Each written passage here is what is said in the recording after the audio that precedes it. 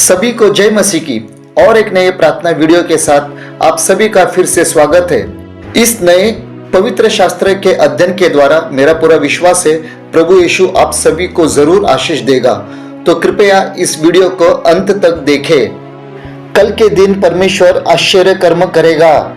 क्या आप जानते हैं कनान देश जाने के लिए जैसे लाल समुद्र को पार करना जरूरी था, वैसे ही एक नदी थी जिसे पार किए बिना वह कनान देश नहीं जा सकते थे। आज हम यही देखेंगे। यहोशू 3:1-17 वचन में हम ये देखते हैं कि मूसा के मरने के बाद यहोशू पर इस्राएलियों को कनान देश लेकर जाने की जिम्मेदारी आ गई। यहोशू ने लोगों से कहा, तुम अपने आप को पवित्र करो, क्योंकि कल के दिन यहोवा तुम्हारे मध्य में आश्चर्य कर्म करेगा। अब हम यहाँ पर देखते हैं कनान देश जाने के लिए यरदन नदी को पार करना जरूरी था। यरदन नदी के ऊपर कोई पुल नहीं था और कनान देश जाना है तो यरदन नदी को पार करके ही जा सकते थे और कोई दूसरा रास्ता नहीं था। और वह कटनी का समय था। यरदन नदी तो पूरी रीति से भरकर बह रही थी, मतलब बाढ़ की तरह परिस्थिति थी। लेकिन परमेश्वर ने यहोशू से कहा, आज के दिन से मैं सब इस्राएलियों के सम्मुख तेरी प्रशंसा करना आरंभ करूंगा, जिससे वे जान ले कि जैसे मैं मूसा के संग रहता था वैसे ही मैं तेरे संग भी हूँ। और परमेश्वर ने यहोशू से कहा, पृथ्वी भर के प्रभु यहोवा की वाचा का संदूक उठाने वाले याजकों के पांव यरदन के जल में पड़ेंगे।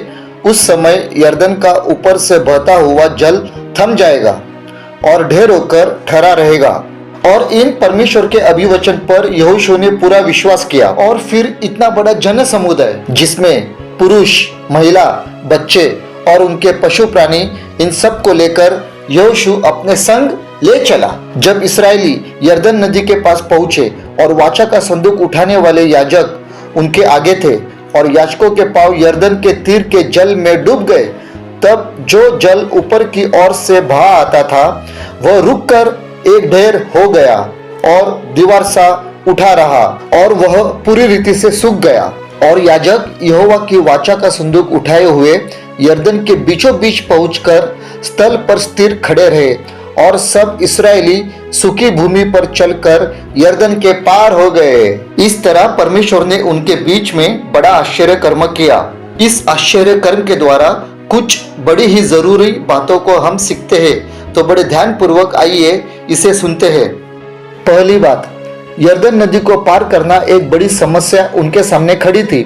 बाढ़ की तरह हालात हो गए थे, लेकिन लोग यहोशू के साथ विश्वास से आगे बढ़े और उनके जीवन में बड़ा ही आश्चर्य कर्म हो गया। वह यरदन नदी पार कर सके।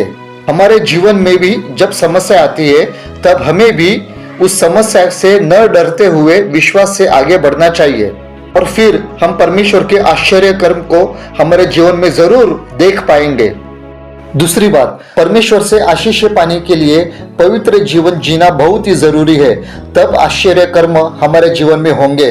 क्योंकि इस्राएलियों ने भी यहोशू की बात मानी और खुद को पवित्र किया, तब परमेश्वर ने उनके जीवन में बड़ा आश्चर्य कर्म किया। तीसरी बात, यरदन नदी के पार दूसरी तरफ दूध और मधु से बहने वाला कनान देश था। मुसीबतों का सामना करने के बाद ही हमें आशीष प्राप्त होती है। यरदन नदी तो उनके लिए एक समस्या के जैसे थी, लेकिन उन्होंने विश्वास के साथ उस यरदन नदी को, उस समस्या को पार किया और फिर उन्होंने अपने जीवन में वो परमेश्वर का आश्चर्य कर्म को देखा।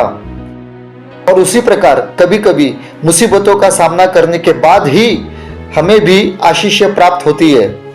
चौथी बात, यहोशू ने इस्राएलियों से कहा, परमेश्वर यहोवा के वचन सुनो। आज्ञा पालन के द्वारा हम मुसीबतों से पार हो जाते हैं, क्योंकि उसका वचन कहता है यशायाह 43:2 में, नदियां तुम्हें डुबा न सकेगी।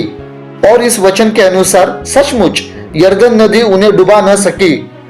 पांचवी बात, यहोशू ने इस्राएलियों से कहा, जीवित ईश्वर तुम्हारे मध्य में है, तुम्हारे सामने से वह तुम्हारे सारे शत्रुओं को निकाल देगा।